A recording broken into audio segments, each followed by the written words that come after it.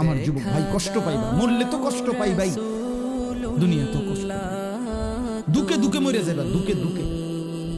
একদিন যখন দেখবা সময়ে প্রয়োজনে যৌবনের ক্ষমতা নাই, নারী দেখতে দেখতে, অশ্লীল দৃশ্য দেখতে দেখতে, বীর্যপাত হতে হতে শরীর নষ্ট হয়ে গেছে, একদিন বুঝবা যৌবনের কত দাম, শরীর স্বাস্থ্যের কত দাম, একদিন বুঝবা।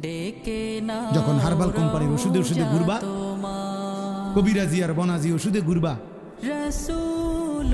তখন হ্যাঁ হ্যাঁ আমি সাফ সাফ বললাম, আল্লাহ বলছো ইয়াহফাজু ফুরুজাহুম, আমার বান্দা লজ্জাস্থান হেফাজত করো, লজ্জাস্থান হেফাজত করো। তুমি মুমিন, তুমি জিনা করো না, তুমি ব্যভিচার করো না,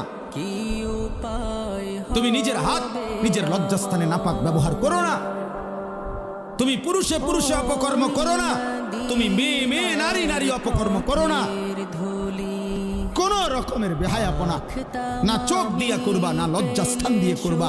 আল্লাহ বলেন যালিকা আজকা লাহুম। এই এবার শেষ কথা হলো, আল্লাহ বলেন বান্দা আমি ওয়াদা দিলাম, চোখ যদি গুনাহ থেকে বাঁচাও, লজ্জাস্থান যদি বাঁচাও, এই দুই জিনিস বাঁচাইলে আমি আল্লাহ ওয়াদা দিলাম, আমি আল্লাহ তোমার অন্তরটা পুরাটা 100 পবিত্র করে দেব।